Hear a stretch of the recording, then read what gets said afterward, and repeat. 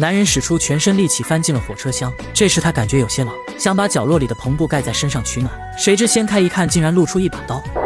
快下去！男人不想惹事，乖乖走回了原地，随后掏出一个烧饼大口吃了起来。女人见状不由得咽了几下口水。此时一个烧饼滚到了他脚下，女人放下刀，捡起烧饼赶紧吃。为了表示感谢，她把自己的水拿了出来。男人大步走向她，女人吓得又一次举起了刀。男人把掉地上的水壶放在中间，然后一屁股坐到了篷布的另一边。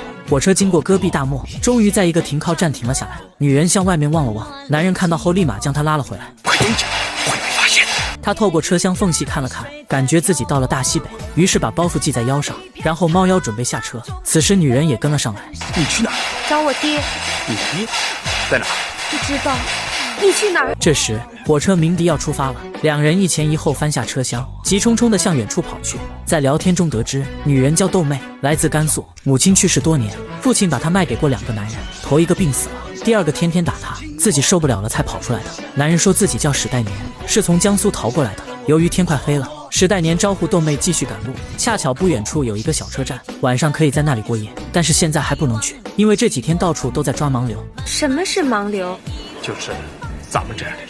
是好人还是坏人？史代年叹了口气，弄了弄衣领，躺在了地上。豆妹见状也没再多问，等到太阳落山后，两人偷偷溜进车站，随便找了个地方睡了下去。可是没过多久，史代年就被车站的管理员叫醒了，他们管史代年要身份证，史代年说没有。管理员又把一旁的豆妹叫醒，也要她拿出身份证。豆妹无助地摇了摇头。就这样，两人被当成盲流送进了盲流所。外面被管理员赶上卡车的人全是盲流，被抓后要么遣送回家，要么就是留在这里当苦力。他们是从老家逃荒过来的，也有一部分人是在老家犯了事，不愿再回去过苦日子。史代年在盲流所认识了一个老盲流，老崔把盲流所的规矩告诉了他。史代年识相的递上香烟，还给他点了火。老崔非常满意，并说以后跟着他绝不会吃亏。隔天，史代年被送到一处工地劳动，生怕自己表现得不够好，于是便让老崔往小车上多装点。老崔却告诉他，成天稀汤寡水，豆面窝头，还想当拖拉机使唤？你看看这工地上，谁他妈动真格的？史代年年轻气盛，拿过铲子装了满满一车。老崔见他有一股倔强劲儿，于是便说出了蓄谋已久的计划。你敢和我一起跑吗？史代年还没来得及回答，与此同时，盲流们突然兴奋了起来。原来他们看到了一帮女盲流，豆妹也在其中。她看到史代年很激动，把自己的水壶送给了史代年。众人见状兴奋不已。你行啊，这还真麻利，刚到这儿就勾挂上个女子，挺有样啊。这天晚上，史代年把豆妹约了出来，他说自己明天要逃走了，豆妹要他带自己一起走，并愿意嫁给史代年做妻子。这不行啊，我到处流浪，死活难说呀。豆妹没有强求，把自己身上的一点钱和粮票给了史代年。史代年也向豆妹保证，等他稳定后就来接豆妹。他从盲流所偷走了一辆卡车，一直开到没有才停了下来。然后两人继续逃跑。晚上，经验老道的老崔把火围成一个圈，这样既安全又能防止野狼。史代年问老崔，这么大年纪为什么不回老家呢？老崔叹了一口气说，自己在河南老家种了半辈子地，好不容易盖上新房子后，却遇到了大饥荒，5个孩子饿死了4个。后来听说大西北人少地多，于是就来闯一闯。自己在外面盲流了这么长时间，每年都把挣到的钱寄回家里去。他反过来问史代年为什么也来到大西北。我是让人逼的。原来村里的恶霸不仅要霸占他的未婚妻，还陷害他进了监狱。史代年在押送途中逃了出来。老崔听后气得直跺脚，决定要保护这个孩子。就这样，他带史代年去干了矿工，发工资后又带着他去镇上消费。这几个月是史代年最难熬的，每天都在想念被恶霸霸占的未婚妻。突然，他看到派出所的人来了，老崔正在和工友打扑克。史代年赶紧把老崔从牌桌上叫了出去。他告诉老崔，警察正在找他俩。两人收拾好东西，迅速摸黑逃出了矿场。谁知逃到一半时，老崔的心脏病突然发作，跑不动了。史代年想扛着老崔继续跑，但老崔却一头栽到了地上。大叔，我不想了，到头了，你快逃吧。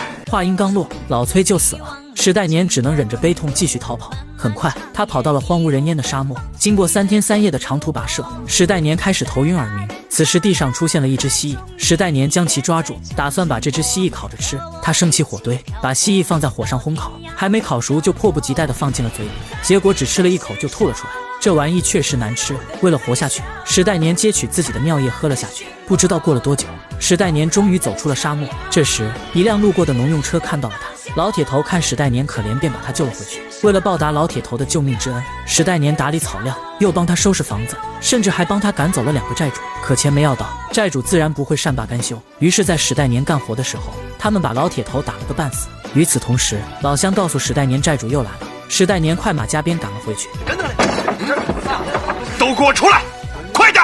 债主问史代年是干什么的，为什么要多管闲事？史代年问债主老铁头欠他们多少钱，债主让小弟拿出了字据。史代年一看才欠350块钱，为了老铁头不被欺负，史代年掏出自己辛苦攒下来的钱替老铁头还了债。老铁头磕头感谢他，史代年还要感谢老铁头，要不是他出手相救，史代年早就死了。此时的老铁头命不久矣，弥留之际，他多么想再见女儿一面。他拿出一封女儿写给自己的信，史代年一看，老铁头就是那个将自己女儿卖了2次的狠心父亲。如今的豆妹还在黑山农场里，还没来得及去找回，老铁头就去世了。史代年又重新找了份工作，并化名张军。史代年比一般人都吃苦耐劳，砖厂队长西大爷对他很是赏识。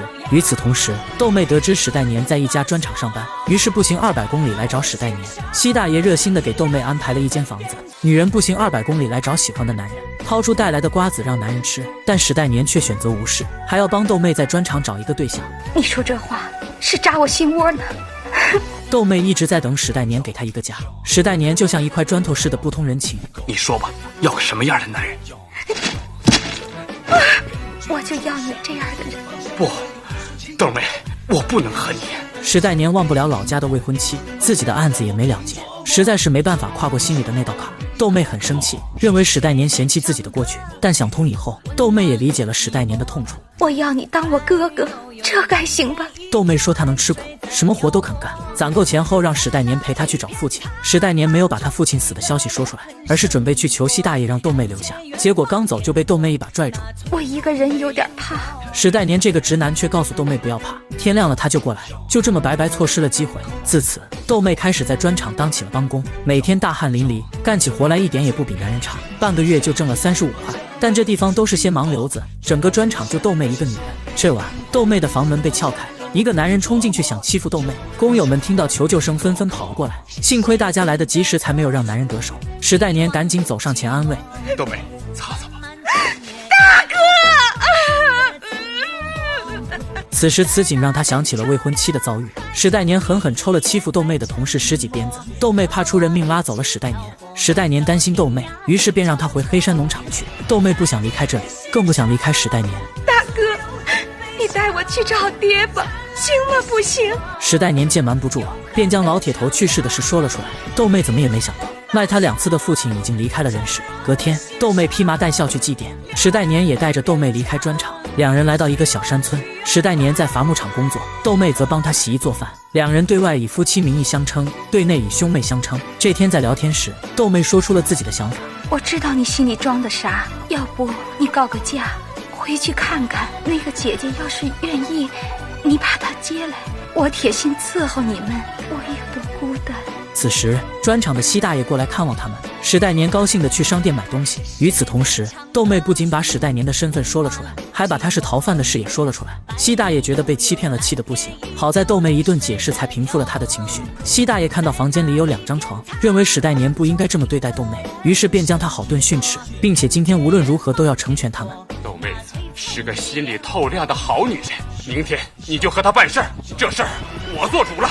史代年郁闷地低着头，西大爷却拿了把斧头进来。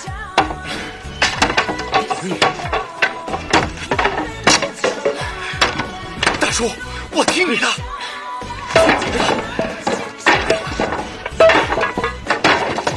听你的。